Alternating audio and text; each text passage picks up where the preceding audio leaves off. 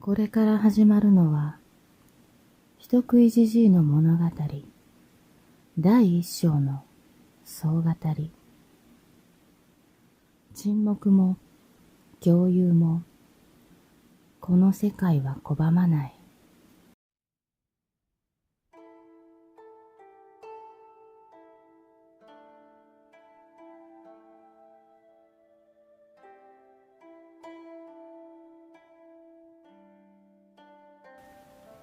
第一章、人食いじじい。原作、語り、春美月。皆の者、よく聞け。これはわしがまだ幼き頃のことじゃ。わしは山の中をさまよっていた。木々がうっそうと前後左右、そして真上にも生い茂り、わしはどこを歩いているのかわからなくなった。迷った。昼日中だと思っていたが、周りは薄暗く、すべてが同じように見えた。そしてふと風が止んだ。何の音も聞こえなくなった。突然、誰も住んでいる気配がないような廃れた一軒の家が目に飛び込んできた。わしは気がつくと、その家の戸を叩いていた。家の中から老人が出てきて、わしを手招きしよった。その老人は、いいか、人食いじじいだ。人の魂を喰らう妖怪だ。いいか、皆の者。人食いじじいは、幸せな人間の魂を喰らう。決して食わせてはならんぞ。忘れるな。決して人食いじじいのことを忘れてはならんぞ。決して。そう言って老人は息を引き取った。三郎が息を引き取った後、その場に居合わせた村の者は声も落とさず好き勝手に話した。今の話は本当だろうか。いやしかし、人食いじじいなんて今まで見たことも聞いたこともない。お前さんは知っているか？いいや知らん。三郎さんも年だ。ボケていたのかもしれない。何かと見間違えたのやも。いやもしかすると。三郎の孫である五郎太は、三郎を心底尊敬していた。三郎が嘘を言ったとも、ボケていたとも思いたくはなかった。じっさまが嘘をつくもんか。きっと本当のことを言っていたに違いない。僕がきっとそれを証明してみせる。五郎太は幼き頃に父を亡くし、母である幸恵と祖父の三郎の二人に育てられた。五郎太にとって三郎はまさに父も同然だった。三郎は何でも知っていたし、村の誰よりもしっかり者で、村長も離れた集落の人々でさえも幾度となく彼に助けを求めた。それは三郎が年老いても同じことだった。葬儀はあっという間に終わった。多くの人が瞬く間に集まったかと思えば、五郎太が三郎を見つめている間に、柔らかな風が消え去るように、もうほとんど誰もいなくなっていた。三郎にすがりついて泣いていた者もいた気がするが、五郎太にはどうでもいいことだった。心の中にぽっかりと穴が開いたようだ。なのに不思議に広がる感情を感じ取る暇もないほどに刹那に時は過ぎていた。五郎太は涙をこらえた。涙を必死にこらえている間に三郎は埋葬されていた。そして墓を見つめている間にまだ残っていた村人も一人また一人とその場から姿を消していた。五郎太、帰ろう。泣き晴らした顔で母は五郎太の肩にそっと手を置いた。そして幽霊のように静かに三郎の墓を後にした。母の声は風のように、ただ五郎太の耳のすぐ脇を通り過ぎるだけだった。じっさま、死ぬにはまだ早いだろう。そう言って初めて涙が頬を伝った。安心せえ。村の皆は必ず僕が守るぞ。人食いじじいから守るぞ。五郎太は一人、三郎の眠る墓地に身を任せて泣いた。これが三郎の死で流した最初の涙だった。家に戻る道中、五郎太は三郎と過ごした日々に心を預けた。五郎太がまだ5歳の時、父が流行り病で死んだ。五郎太はなぜ母が泣いているのかと三郎に尋ねた。大切な人が死んで悲しいのじゃよ。三郎は五郎太を肩に乗せて言った。死ぬって何？どうなるの？二度と目を覚まさない眠りについたのだ。話すこともできない。笑い声も聞こえない。父さんはもう起きないの？僕と話してくれないの？笑いかけてくれないの？父さんは僕を怒っているの？五郎太は無性に不安に駆られた。そんな五郎太を見て三郎はふと笑ってみせた。いいや、お前さんを怒っているわけでも、お前の母さんを怒っているわけでもないぞ。幼い五郎太には当時何もわかりはしなかった。三郎は何も包み隠すことなく教えた。だが、怖がる必要はないぞ、五郎太。お前もいつかはわかる時が来るだろう。いや、死が何よりも理解しがたいものだとわかることだろう。五郎太には三郎の言っていることがよくわからなかった。ただ、父が二度と目を覚まさないということ、気丈な母が泣き続けていることに恐怖を感じて泣いた。今なら、あの時じっさまの言っていたことがわかるような気がする。ただ、悲しいかどうかなんてわからない。まるで、じっさまではなく、僕の時間が止まってしまったかのようだ。死が何よりも理解しがたいもの。その言葉の意味が、このもやもやとした感情を言うのなら、僕にもわかる気がする。五郎太の前を今年一番の蝶が横切っていった。冬が終わり、春が来る。のどかな季節の姿は、心の麻痺とは裏腹で、五郎太にとっての現実とは食い違っているように見えた。そういえば、じっさまと昔、川で釣りをしていた時も蝶が舞っていた。そうだ、あの頃も今と同じで春が訪れた頃だった。三郎はいつも魚を一匹釣るたびに瞑想するかのように目を閉じていた。五郎太はそれが何を意味するのかも知らず、きれいな蝶を捕まえようとしていた。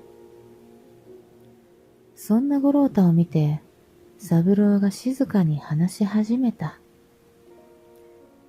よいか、五郎太。わしらは皆自然と共に生きている。生きるためには食べねばならん。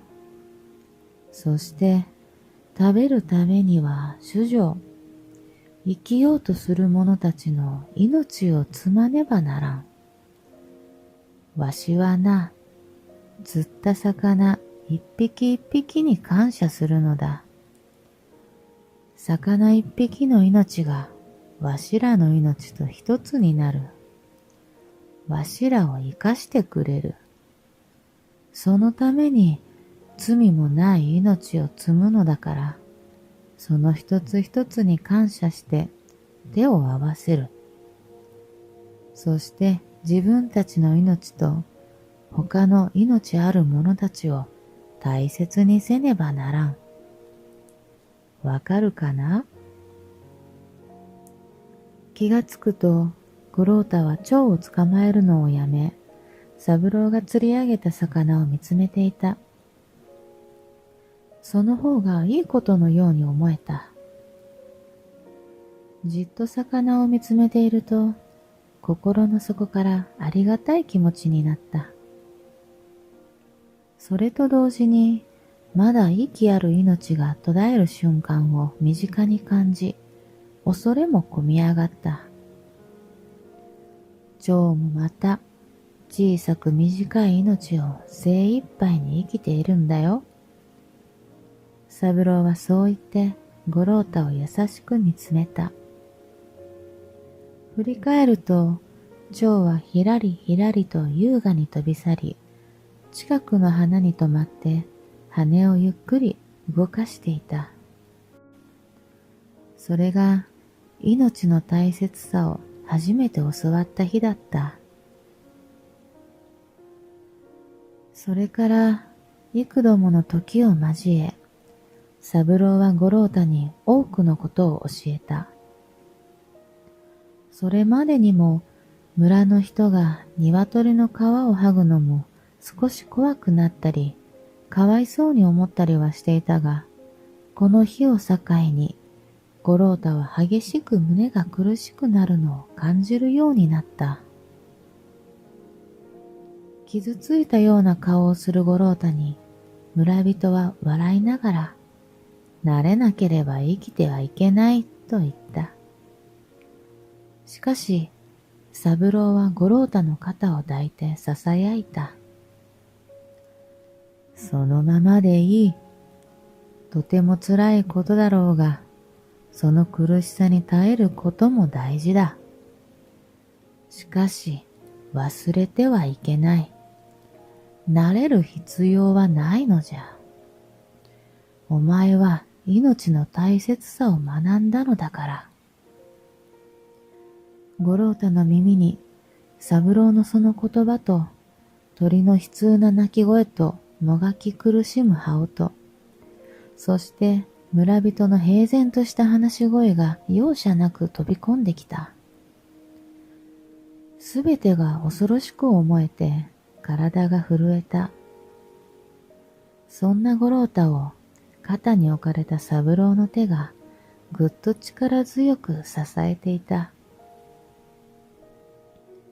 日常を、すべてを当たり前だと思ってしまうことはとても寂しいものだからな。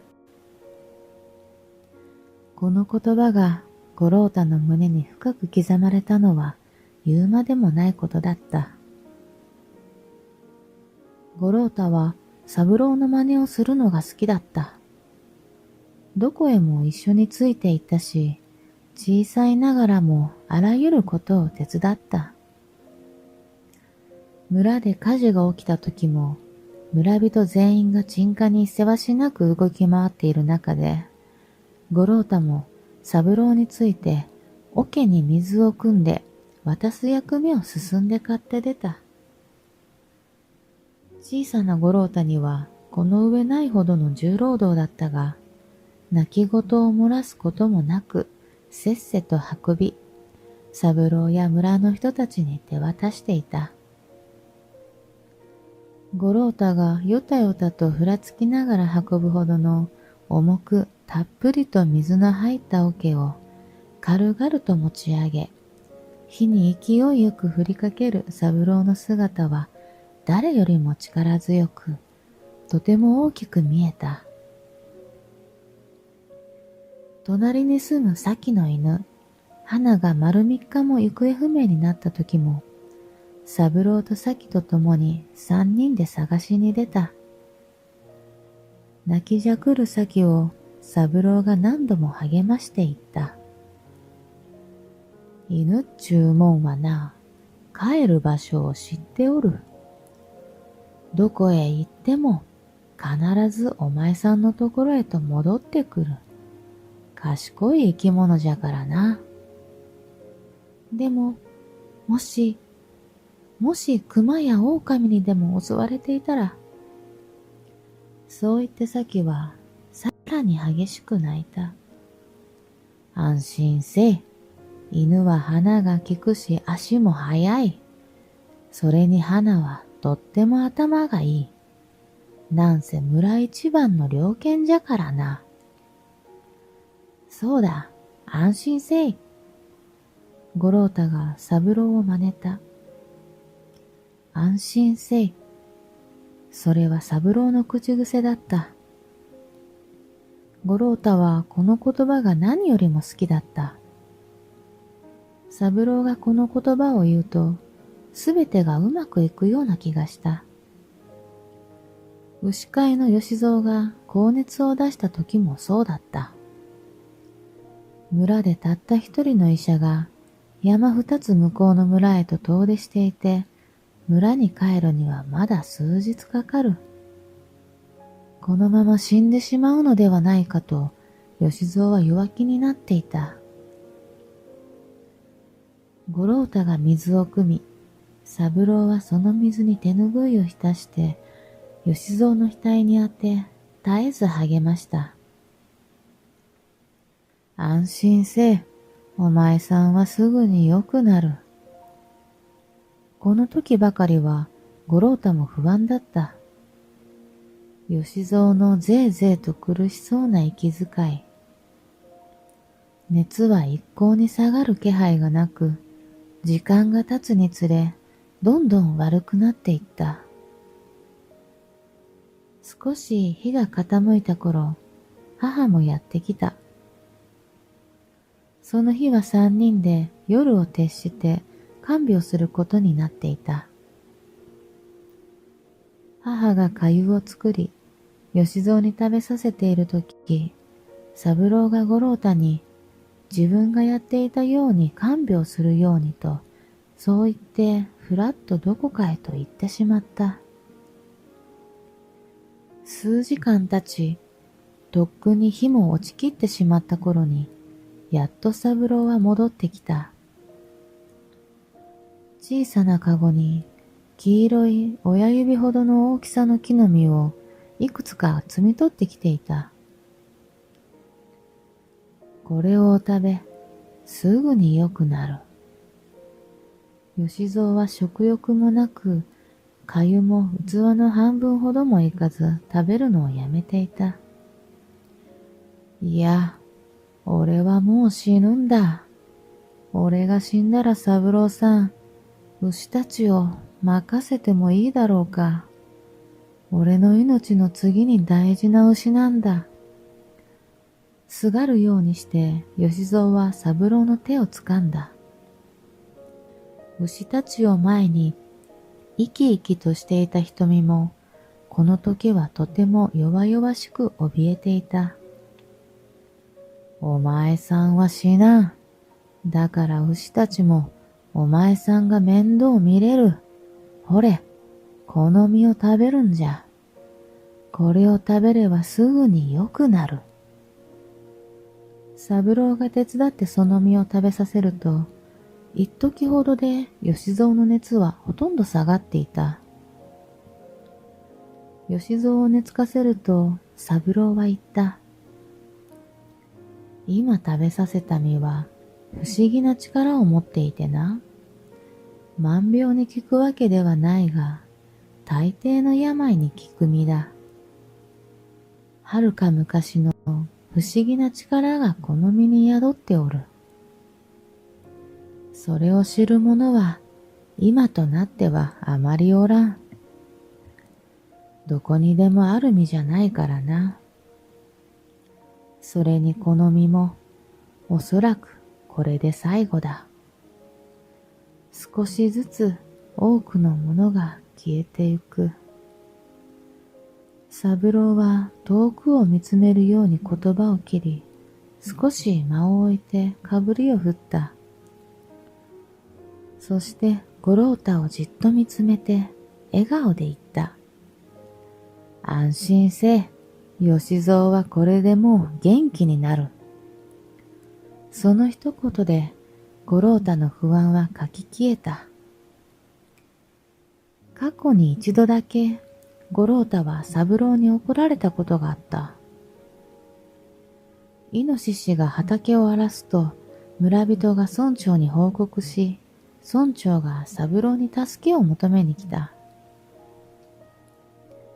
三郎は村の若い男たちを引き連れて山へとイノシシ退治に向かったが、その時ばかりは危険だからと五郎太がついていくのを許さなかった。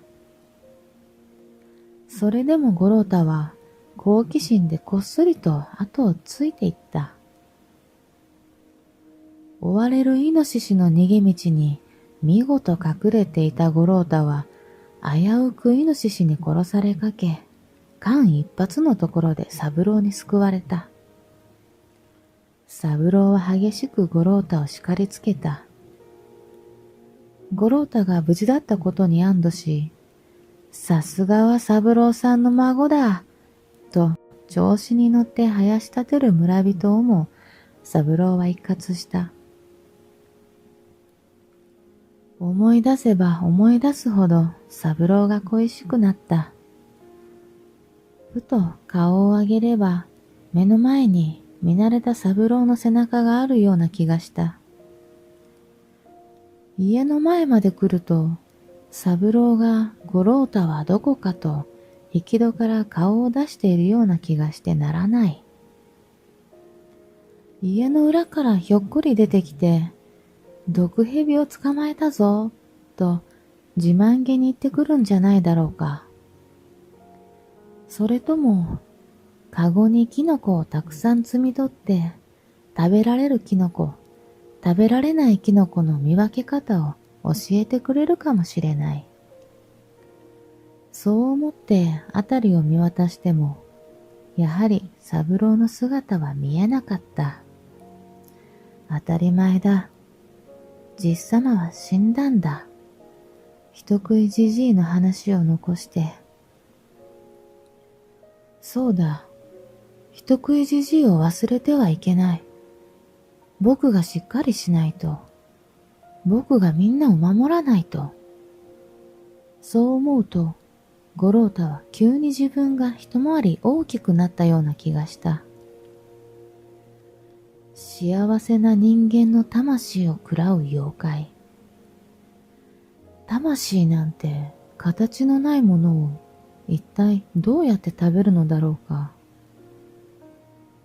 振り返ると山から誰かの悲鳴が聞こえた気がして思わずブルッと体を振るった。まさかあんな遠くから声が聞こえるわけがない。五郎太は急に二回りも小さくなった気がした。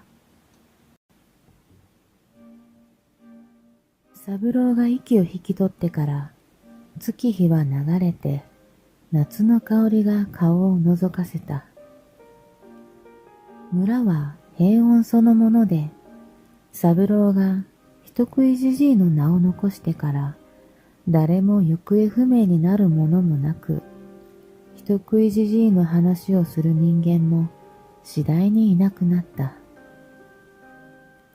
五郎太も人食いじじいを捕まえに行くなんてこともなかった。人食いじじいなんて怖くないと言えば嘘になる。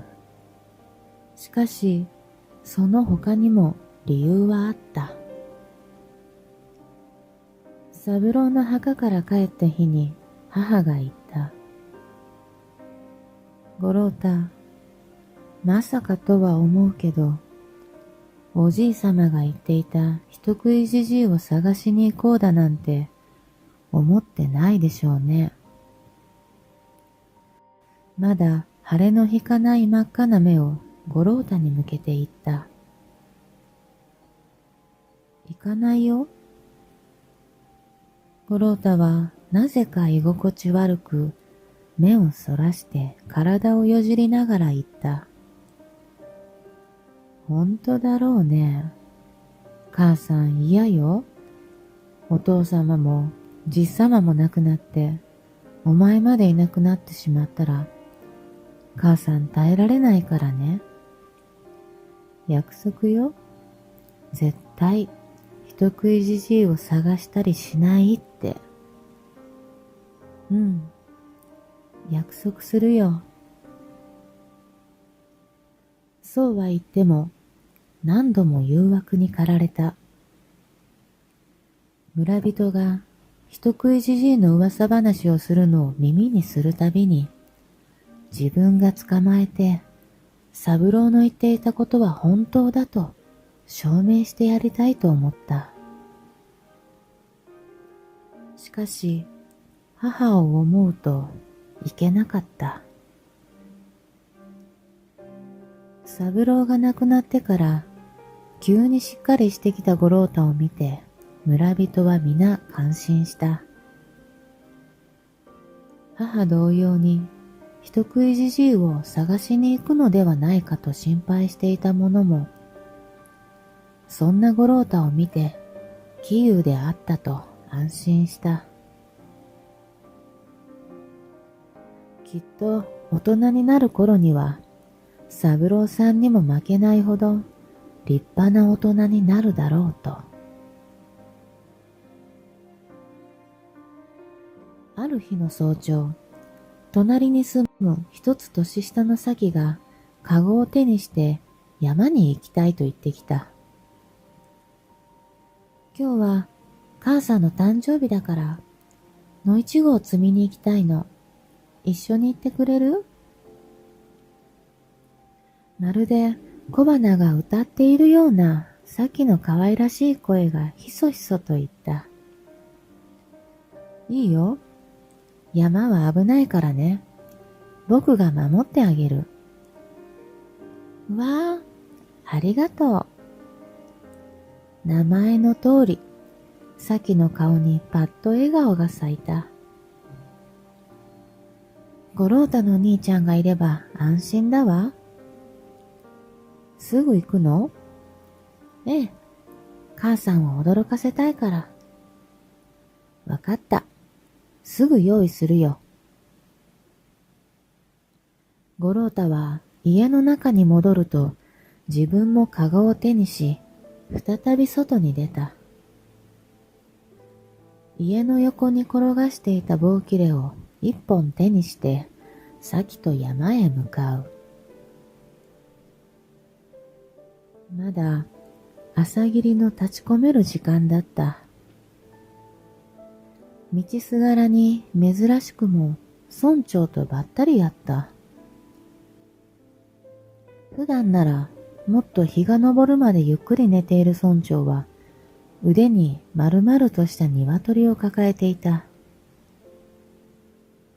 おや？二人してどこへ行くんじゃ？今日はさっきのお母さんの誕生日だから二人で野いちごを摘んで驚かせるんだ。ほほー、そりゃいいな。野いちごなら山の奥まで行かずともたんとあるし、五郎太は何度も山に入っているから安心じゃな。だが、深く入るでないぞ。大丈夫だよ。僕ももう13歳になったんだ。危ない真似はしないよ。村長、また頭が逃げ出したの？村長の腕でつぶやくようにコッココッコと鳴いている鶏を撫でようと、さきの小さな手が伸びた。ああ、まったくこんな朝っぱらから困ったやつじゃよ。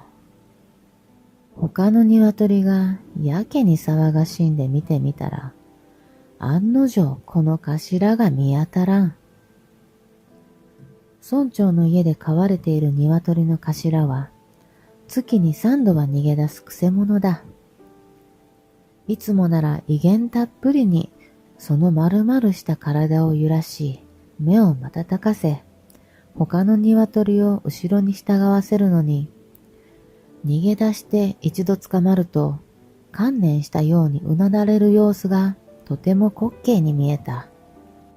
その頭を抱いた村長の腕がブルッと震えたと思うと、ぎゅっと頭を抱き直した。初夏といえど、早朝はちっとばかし寒いのう。わしは家に戻って、またゆっくり寝直すわい。お前さん方も気をつけていくんじゃよ。寒いわい。寒い寒いとつぶやきながら去りゆく頼りない村長の小さな背に向かって二人は軽く手を振った。しかし、五郎太は胸の中で安堵と恥じる感情が渦巻くのを感じた。朝霧の中に立っていた村長を人食いじじいだと思って全身が凍るような気がしたのだ。このことは生涯の秘密にしよう。こんなことに怯えているようでは誰一人として守れないじゃないか。僕はじっさまのように強い男になるんだ。人食いじじいになんて負けやしない。村長の影が村の集落に向かって朝霧の中に消えていった。山のふもとにたどり着くと、五郎太は持ってきていた棒をそこら辺にポイッと放り投げ、真っ赤に売れた野いちごをせっせと摘み始めた。朝露がまだ残っていて、どれもよだれがこぼれそうなほど美味しそうだった。試しに一つ口の中に放り込んでみると、果汁が口いっぱいに広がって、あまりもの美味しさに思わず何度も飛び跳ねてしまった。それを見た先も同じように一つ口の中に放り込み、二人一緒に何度も何度も飛び跳ねた。あたり一面、緑の地面にあふれかえった赤い実。いつだったか三郎が言っていた。自然の中にひしめく命の強さとつながり。個々ではありえないすべてがあってこそ紡がれる命たち。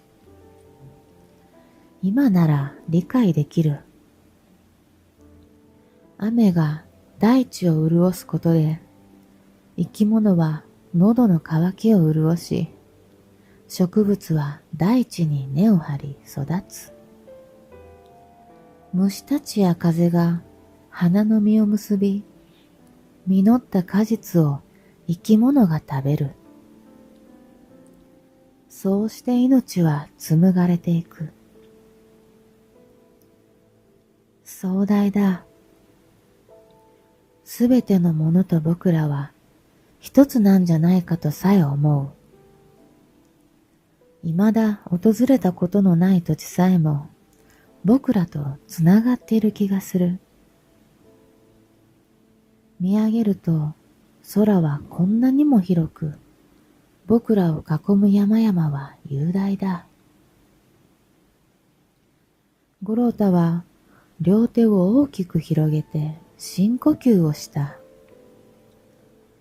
ああ、今僕は生きている。どうしてこんな気持ちになるんだろう。ただ、すべての気配に胸が響いている気がする。どうしたの、五郎太ちゃん。サキがイチゴを摘む手を止めて不思議そうに聞いた。いや、じっさまの言葉を思い出していた。あれ、サキ？なに？あそこにいるのは銀太のやつじゃないか？少し離れた藪の中をこそこそと山に向かう子供の姿が見えた。五郎太より2つ年上の銀太は村の外れの方に住んでおり、どんなに話しかけても会話が弾むことはない。それだけではなく、大人がどんなに叱ろうが、めったに口を開かない、無口な変わった子供として、まるで腫れ物に触るかのような扱いを受けていた。あら、本当ね。何をしているのかしら。二人が見つめていると、銀太らしき人物は二人の視線に気づいたのか、逃げるように山の中へと走っていった。どうしたんだろう。一人で山に入って大丈夫かな。五郎太ちゃん、いつもあの人のこと気にしているけど、どうして？え？五郎太は振り返ってさっきの目を見た。だってあの人、なんだか怖いもの。村の人もみんな嫌っているし、何を考えているかわからないって。五郎太は何も答えず、ただ銀太の消えたあたりを見つめていた。銀太は悪いやつじゃない。なんとなくそんな気がしていた。昔はよく一緒に遊んだ仲だ。一緒にというよりも、正確には五郎太が一方的に話しかけたり、どこかへ連れ出していたと言うべきかもしれない。無口で感情の表し方が下手なだけなんじゃないかと思った。しかし、最近はさらに人を避けているようだった。三郎が亡くなるより少し前からだったろうか。確か、村長の家の鶏の卵を盗んだと騒ぎになっていた。なんだろう、一体彼に何が起きたのだろうか。五郎太が銀太を悪く思わないのも三郎の影響かもしれない。村の大人たちの中で三郎だけが銀太のことを何も言わなかったのだ。それどころか、まるで傷ついた小鳥を見守るかのような眼差しで見つめることも多かった。さき、君は先に村に戻ってて。僕、ちょっと銀太を見てくるよ。どうして？ちょっと気になるんだ。さきは危ないから村にお帰り。そう言うと、五郎太は銀太の消えた方へと駆け出した。待って、私も行く。サキも慌てて五郎太を追った。今しがた、銀太が立っていた藪までたどり着いたが、そこからはもう銀太の姿を見つけることはできなかった。とりあえず、そのまま銀太が走っていった方向へと進むことにした。あまり深追いしすぎて、自分たちの居場所もわからなくなっては大変だ。五郎太は注意しながら進んだ。なぜ銀太は僕のことを避けるようになったんだろう。10分ほど進んだだろうか。次第に山に深く入っていく。まだ昼にもなっていないはずだが、奥に進めば進むほど、あたりは徐々に暗くなっていった。そろそろ引き返した方がいいかもしれない。でも、銀太は一体一人でどこへ行ったんだろうか。五郎太は少し立ち止まった。どうしたの？サキがすぐ後ろで聞いた。銀太をそのままにして村に戻るのも心配だ。しかし今はサキが一緒にいる。危険な真似はできない。一度村に戻ってもう一度出直すべきだろうか。もし獣が出てきたら、ガサッ。二人の背後の茂みが揺れ、五郎太とサキははっと息を飲んだ。熊か？いや、熊ではなさそうだ。でも、人でもない。家から持ってきた棒は、ない。しまった。さっきの場所に置いてきてしまったんだ。背筋が凍った。心臓が破裂しそうなほど爆音を上げた。サキを見ると、今にも失神しそうなほど真っ青な顔をして茂みを見つめていた。もう考えてる暇はない。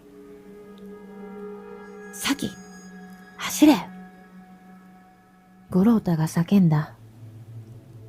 驚いたサキは反射的に五郎太を振り返った。が、一目散に駆け出した。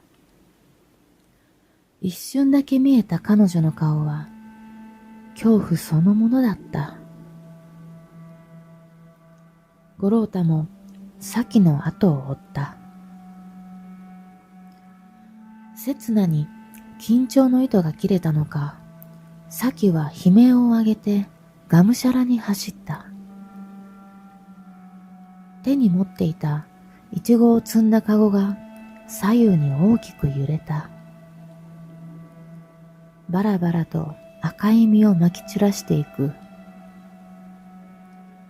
サキのキンキンした悲鳴で連鎖的に五郎太にも恐怖が広がった。走る速度を落とさないように少しだけ後ろを振り返ってみた。何も追いかけてこない。そこへぴょこんと小さな獣が現れた。五郎太には狸のように見えた。恐怖から一転して安堵が胸の中に広がり、反動で頭の中が真っ白になった気がした。サキ、待て。なんでもない、狸だ。しかし、サキは止まらなかった。悲鳴も止まなかった。おい、サキ、止まれ。それ以上進むな。五郎太も咲を追いかけてそのまま走り続けた。しかし恐怖と安堵が急激に巡ったせいだろうか、膝がガクガク震えてうまく走れない。足がもつれる。咲！喉に強い痛みを感じるほど声を振り絞って叫んだ。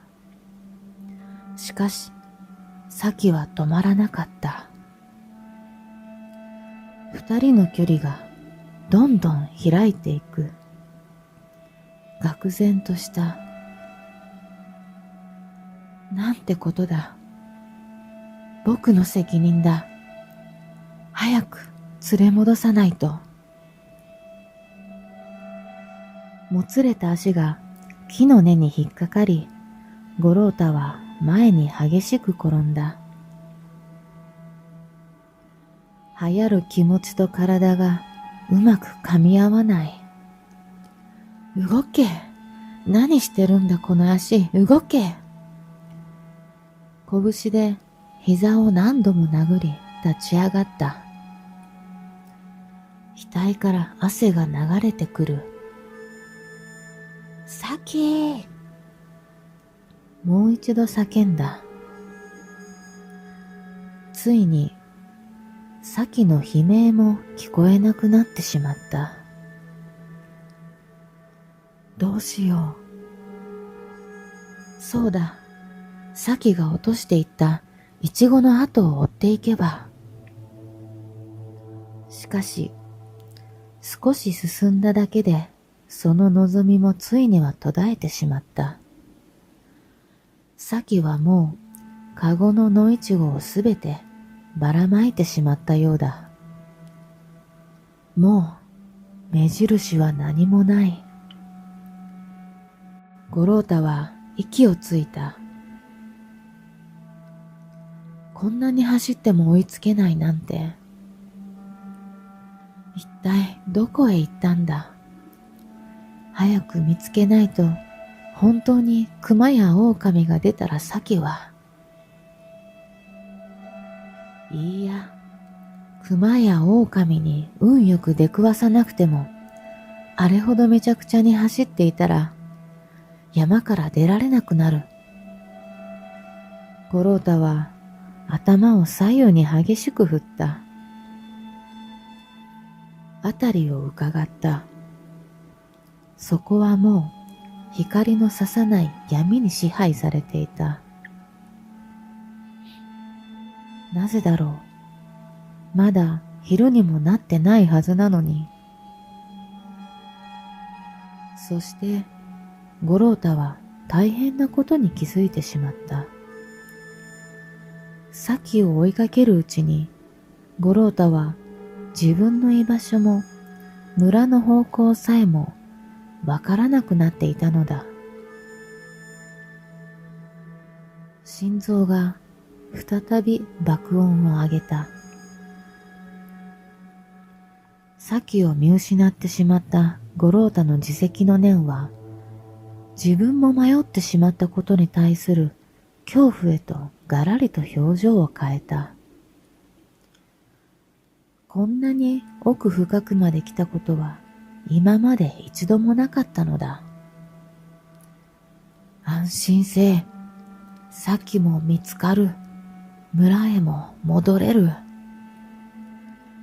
五郎太は自分自身に言い聞かせた。咲は一体どこまで走っていってしまったのだろう。昔はこの山にも賊が出たと村医者が言っていた。まだこの山を縄張りにしているのだろうか。そして迷った人間に襲いかかってくるのだろうか。再び辺りを伺った。咲の姿はやはり見えない。まぶたを閉じてじっと耳を澄ませても、先の悲鳴は聞こえない。それどころか、不思議と何の音もしなかった。何の音もしない？五郎太は自分の耳がおかしくなったのかといぶかった。しかし、五郎太自身の苦しく激しい呼吸、足音、そして手足が草木を撫でる音は聞こえる。でも、それだけだ。五郎太は目を開けて真上を見上げた。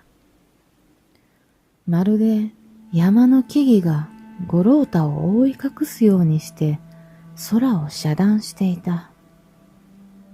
鳥の鳴き声も羽ばたく音も聞こえない。そんなバカな。虫の音も聞こえない。風が木の葉を揺らす音さえ全くしない。風が消えていった。山は静かなものだ。しかし、すべての気配が消えている。不気味な静寂。何の生命力も感じられない。木々も大地も鳥や虫たちまですべてが存在していないかのようだった。息を潜めるようにして五郎太の周りは不気味な静けさを保っていた。四方八方見渡しても木、木、木。枝や葉が風にそよぐこともなく、ピクリとも動かない。まるで時間が止まってしまったかのようだった。流行る鼓動を抑え、あたりに気を配りながら、一歩足を進めた。ギャー。驚愕のあまり、五郎太は飛び上がった。カラスか何かの鳥が一声、奇妙な鳴き声を上げて飛び去ったようだ。木々が密集していて姿は見えなかった。すぐ近くで聞こえたのに。恐ろしさが胸をついた。緊張で全身を針で刺されているかのような感覚に陥った。背後に何かの気配を感じ、振り返ると、そこには見たこともない古びた家が一軒建っていた。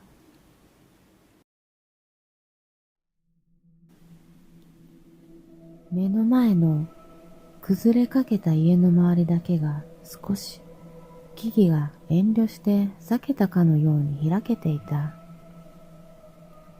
板壁も戸板も腐っているようで、あちらこちらと至るところが欠けていた。人が住んでいるとは到底思えないような古い家。なぜだ？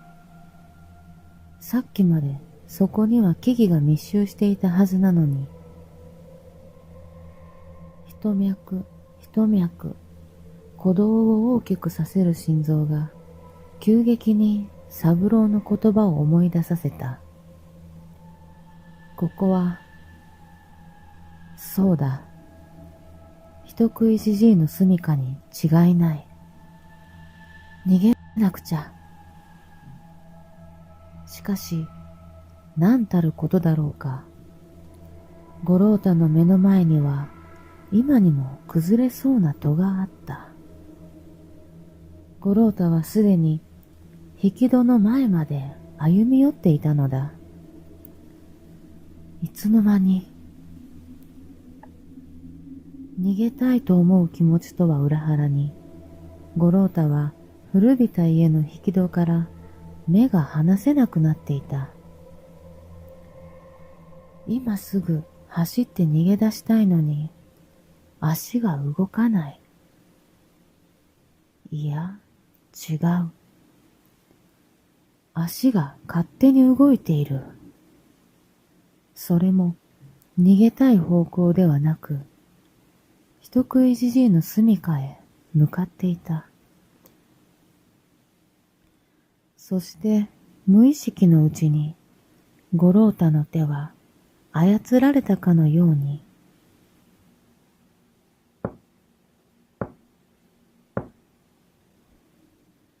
家の戸を叩いていた。その手は震えていた。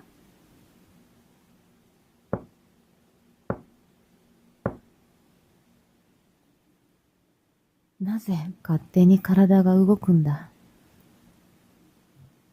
すでにところどころ板の剥がれ落ちた戸がズズズと不気味な音を立ててほんのわずか横に動き、五郎太はひっと息を飲んだ。よほど古いのか、木くずがパラパラと地面に落ちた。開いた戸の隙間から見えるものは闇だけだった。そこへ白い手が、魚の干物のように干からびたシワだらけの手が浮いていた。ゆっくりと手招きしている。お入り。聞き逃してしまいそうなほどしわがれたかすかな声。五郎太は身動きが取れなかった。また少し戸が動いた。お入り。もう一度しわがれた声が呼びかけた。五郎太の足が動いた。操られているかのように、一歩、また一歩と家の中へと足を踏み入れ、戸を閉めた。家の中も真っ暗だった。あれほど板壁や戸板が崩れていたにもかかわらず、外からの光が隙間を埋めるように差し込むこともなかった。絡みつくような闇だけの空間。それなのにおかしなことだ。老人の姿だけがまるで自身が光を放っているかのようにほんのりと青白く浮かび上がっていた。老人は床に正座したままピクリとも動かない。うつろっとした目は膝の上に結んだ両の手を見つめていた。まるでその老人はここしばらくずっと何も食べていないかのように痩せこけ、薄くまばらな白髪は枯れた草の根を思わせた。老人の首がゆっくりと斜めに動き、五郎太を見上げている。瞬き一つさえしないおぞましい目が今、五郎太を見据えている。この人はなんて目をしているんだろう。憎しみも喜びも、怒りも悲しみも、ぬくもりさえも秘めていないように見えた。お座り。老人が口を開いた。五郎太は老人から目が離せなかった。老人も五郎太から目を離さなかった。気がつくと五郎太は老人と向かい合うように膝を折って座っていた。小アッパが一人よく来た。五郎太は再び息を飲んだ。おじいさんは、飛び出た自分の声に驚き、五郎太は一度言葉を飲み込んだ。老人はまるで置物のように五郎太を見つめている。おじいさんは僕のじっさまの言っていた人食いじじいか？膝の上に握りしめた拳の中がじっとりしていた。爪が手のひらに食い込む。不気味なまでに寒気がするのに、額からは妙に汗がにじみ出ていた。じっさまが言っていた。この山には人間の魂を喰らう妖怪がいると。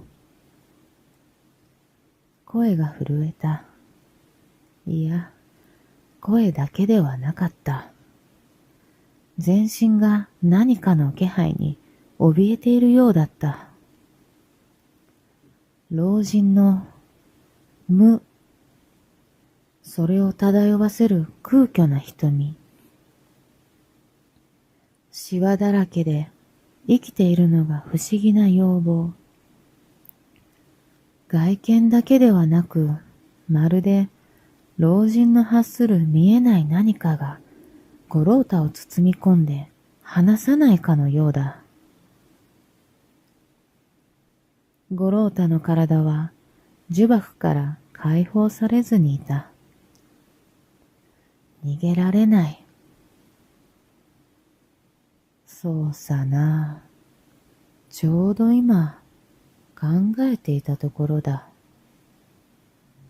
お前さんの魂を喰らおうか、どうしようか。人食いじじいの目が五郎太の目をじっと見ていた。まるで瞳の奥にある心の中を見透かそうとしているようだ。お前さんは幸せか？五郎太はぎくりとした。息が荒いだ。僕。三郎の言葉が五郎太の頭の中に響いた。いいか、皆の者。人食いじじいは幸せな人間の魂を喰らう。決して食わせてはならんぞ。忘れるな。決して人食いじじいのことを忘れてはならんぞ。決して。僕。張り詰めた緊張の糸がピーンと張った気がした。五郎太の頭の中は真っ白になった。かと思えば、次々によく知っている人たちの姿が思い浮かんだ。小さい頃に亡くなった父の大きなゴツゴツとした骨ばった手。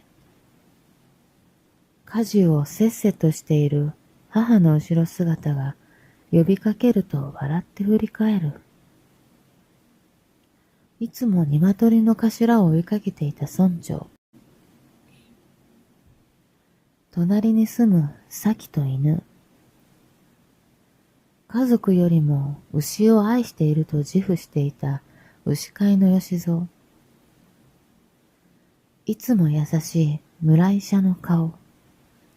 そして、いつだって五郎太を守ってくれ、たくさんのことを教えてくれた三郎。その三郎が五郎太の頭の中で口を開いた。それは今まで忘れてしまっていた遠い過去の記憶だった。幸せが何かわしは時々考えてしまうのだよ。三郎が小さな五郎太に語りかけてきた。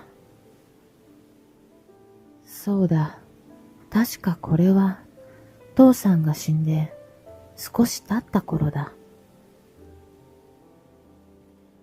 幸せとは何かで測ることのできないものだ。何が幸せかなどと考えること自体が一番の愚かなのではないか。富や名声があれば幸せか、愛する者がいれば幸せか、生きていることが幸せか。いや、そうじゃない。死ぬことが不幸だとはわしは思わん。富や名声がなかろうと不幸だとは思わん。愛する者がいることは確かに幸せなのだろう。しかし、わしは思う。あるがままにある。それだけでいいじゃないかと、わしは思うんじゃよ。幸か不幸か、一括りにできるほど安易な人生を歩むやつはきっとおらん。三郎はどこか遠くを見つめながら語っていた。わしはいつも急にこのことばかりが気になってしまう。何か遠い昔に忘れてしまったことがあったような気がするが、全く思い出せない。忘れたくない出来事だった気がするのに、思い出せないのだ。なんだか寂しいの。そして五郎太の顔を見て微笑んだのだった。小さなお前さんに話しても仕方のないことだったな。そう言って五郎太の背中をポンポンと優しく叩いた。それでもお前さんに話しておきたかったのじゃ。そうだ、僕は知っていた。じっさまが教えてくれていたんだ。もしも僕が幸せだと言ったら、人食いじじいは僕の魂を食らうのだろう。じっさまが決して食われてはならないと言っていた。だけど、僕には僕の人生を不幸だなんて口が裂けても言えない。言えやしないんだ。五郎太の目から涙がこぼれた。五郎太はだんだん目の前に座っている廃れた老人に自分の大切な思い出を汚された気になってきた。死にたくない。でも、自分が不幸だと言って生き延びて、この先、僕は幸せな時間を守れるだろうか。自ら過去を傷物にして、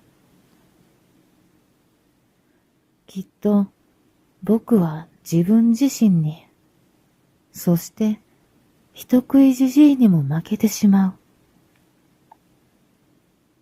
僕は、五郎太はまぶたを閉じた。人食いじじいはそれでもまだ五郎太を見つめていた。僕は幸せとか幸せじゃないとかどうでもいいんだ。五郎太はまぶたを閉じ自分の死を覚悟した。一体死とはどんなものなのか、五郎太には想像することもできない。それでも恐怖の中に一つの覚悟を決めたのだ。何かがはっきりと鮮明になっていく感覚だった。答えられない。答えられるわけがないんだ。幸か不幸か、どうして決められよう。楽しいこともあった。悲しいこともあった。幸せだと思う時もあれば、不幸だと思う時もあった。幸せだと思える時は、まるで自分の人生すべてが輝いて見えた。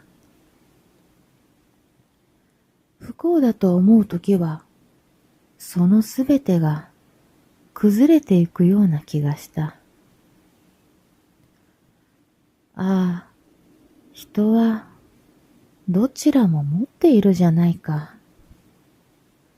どちらかに決められるものじゃない。たとえここで人食いじじいに魂を食われようと。しかし、いくら待っても何も起こりはしなかった。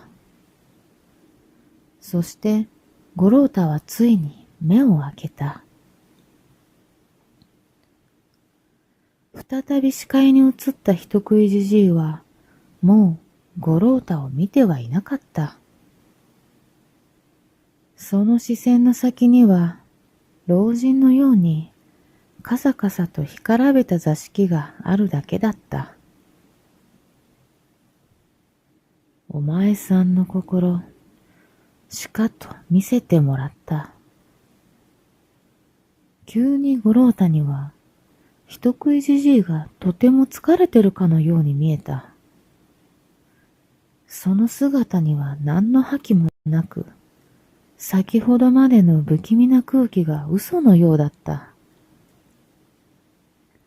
人食いじじいはそっと立ち上がると、五郎太に背を向けて足を引きずるように暗闇の奥へと行こうとした。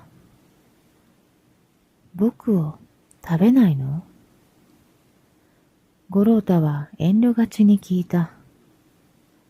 しかし、その問いには答えずに、人食いじじいは鼻をふんと鳴らしただけだった。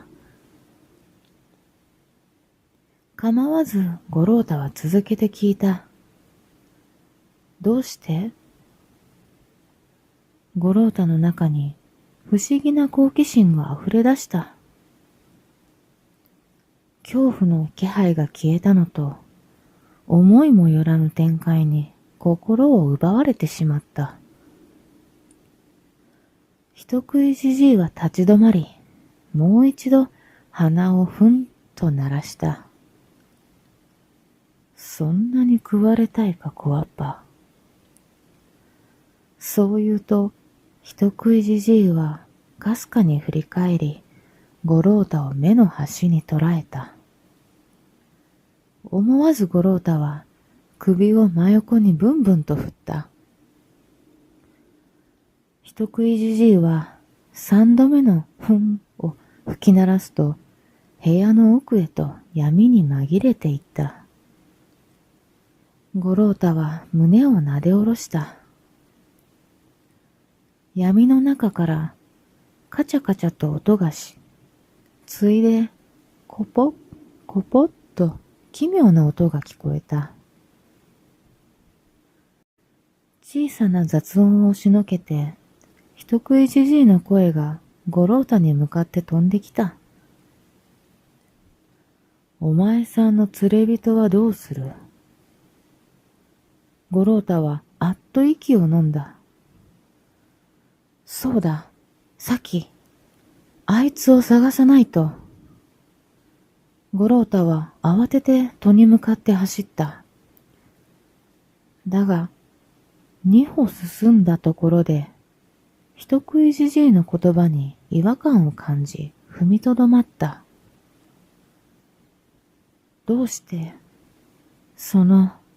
どうして、僕が他の人と山に入ったことを知ってるの？五郎太は振り返りざまに聞いた。嫌な予感がした。目を凝らすと、なんとか人食いじじいの姿を確認することができた。わかる。お前は我らの世界に足を踏み入れた。それもわしの縄張りだ。そしてその女子も。人食いじじいが腕を伸ばした。五郎太の心臓が激しく打ち鳴った。何かを操るかのように、人食いじじいの指先がゆらりと空をなぞったように見えた。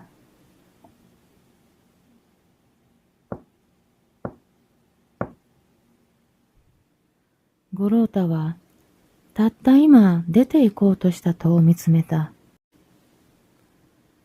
金縛りなのか、それとも五郎太の足が麻痺してしまったのか、動くことができずにめまいがした。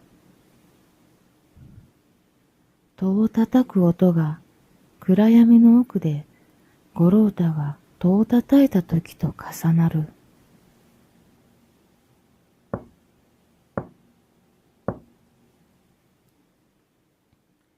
ほとんど何も見えない闇がぐるぐる回っているかのようだった。闇の中でかすかに何かが見え隠れした。うっそうとした山の木々、廃れた家屋、山に入っていく銀太、野いちご、腐った戸を叩く拳、ズズズッと戸板を引く音がした。お入り。枯れた手が、浮いた手が見える。五郎太は闇に飲み込まれ、気を失った。五郎太の母と、先の母親が泣き崩れる姿が見えた。二人の前には、小さな体が二つ、折り重なるようにくたっと崩れている。泣いているのは二人だけではなかった。三郎がいる。死んだなんてやっぱり嘘だったんだ。いつものいたずらだったんだ。でも、どうしてみんなは泣いているの？そこに倒れているのは誰？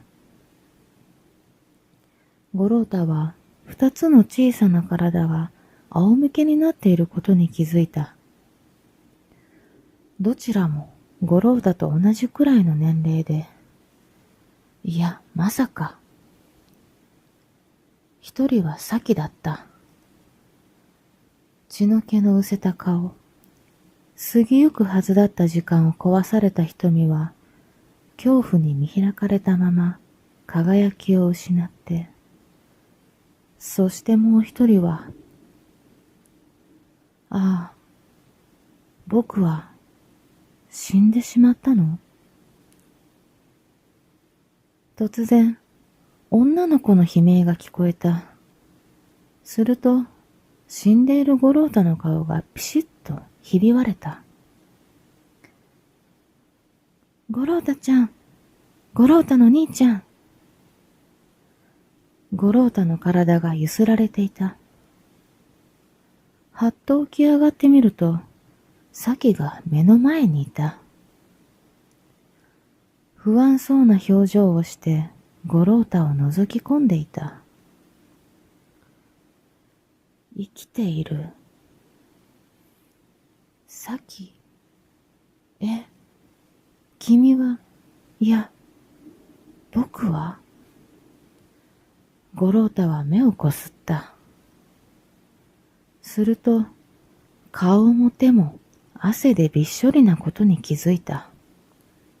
それを見て、咲がわっと泣き出してしまった。泣き声に混じって、途切れ途切れに五郎太の身を案じるような言葉が聞き取れた。気を失っていたのだ。背後からしわがれた声が聞こえた。振り返ると、人食いじじいが気配もなく、すぐ後ろに座っていた。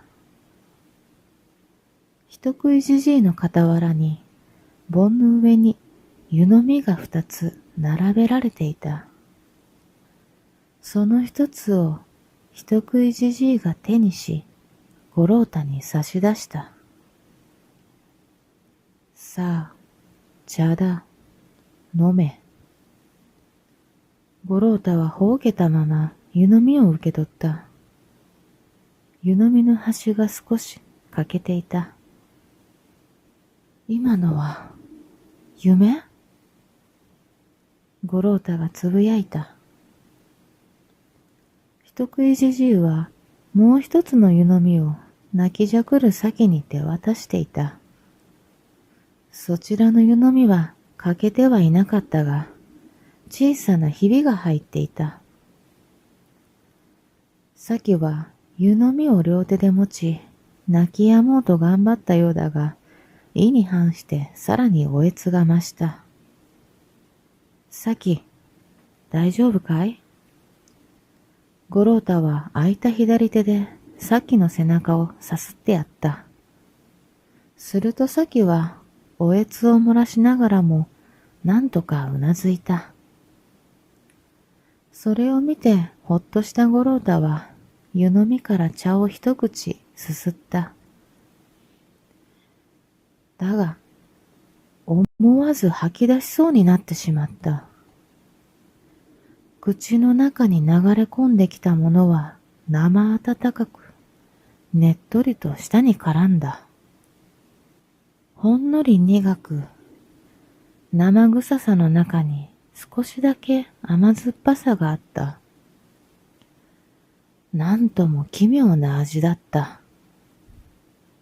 五郎太が飲み込むのをためらっていると、目の前でも先が湯飲みを口にし、一気に顔色が急変したと思ったら、すぐさま湯飲みに戻してむせてしまった。五郎太も我慢できずに、同じように湯飲みに吐き戻した。バシャッという音ではなく、ドポッという嫌な音がしたことにぎょっとした。人食いじじいはそれを見ても一切表情を変えなかった。湯飲みの中を覗き込んでみると、ぬめぬめした液体が溜まっている。五郎太は、昼が液体化すればこんな感じなんだろうと気持ちの悪い想像をしてしまった。五郎太は何も言わずに、盆に湯飲みを返した。人食いじじいが何も言わないことを確認すると、さきもそれに倣った。この気色悪いお茶のおかげで、さっきの涙もさっぱり止まっていた。人食いじじいが無言のまま盆を持って奥へと引っ込むと、戸の方からバターンと大きな音がした。腐った戸を壊してしまいそうなほどの勢いで、奇妙な緑色の生き物が飛び込んできたのだ。五郎太と咲は驚きのあまり壁際まで退避した。じじい、水これ、水だ。緑色の生き物はキーキーと甲高い声で叫び、仰向けに床に転がったと思えば、細い手足をバタバタと激しく床に弾ませた。せわしく、水これと叫び続ける口は大きく、閉じられたまぶたはカエルのようにぽっこりと飛び出していた。じじい、死ぬ、水だ。ついにはうつ伏せになって赤子のように暴れ始めた。開いた戸口から漏れるわずかな光が照らし出したその生き物には、よく見ると手足の指の間に水かきがついていた。枯れた花を思わせるように髪は少なく、頭にはなんと甲羅のようなものがあった。カッパだ。カッパか。ほれ、水だ。人食いじじいが水の滴るひしゃくを手に暗がりから出てきた。五郎太はさっきのお茶を飲まされるくらいなら普通の水が欲しかったと頭の隅っこで思った。カッパはついに叫ぶ元気をなくしてしまったらしく、ひいひい言いながら頭の皿を何度も激しく指さした。人食いじじいがひしゃくから水を垂らすと、不思議なことにカッパの皿は一滴残らず吸い込んだ。助かったー。ため息が皿から湧き立った。なんと湯気だった。五郎太とサキが呆然とその様子を見守っていると、カッパが二人の存在に気づいた。なんだ、人間か。じじは食事時だったか。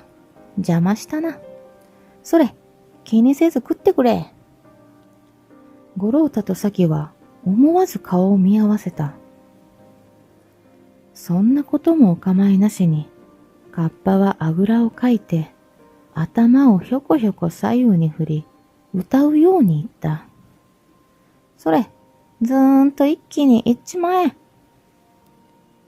人食いじじいは、ひしゃくを持ったまま、すぐに奥へと戻り、再び水を汲んで、カッパの隣に立った。今は食わん。カッパは、人食いじじいからひしゃくを受け取ると、首を傾けて見上げた。なんだ、すでに満腹なのか。カッパは一人納得したらしく、首を何度も上下させ、少しだけ皿に水を垂らした。誰も食わせはしない。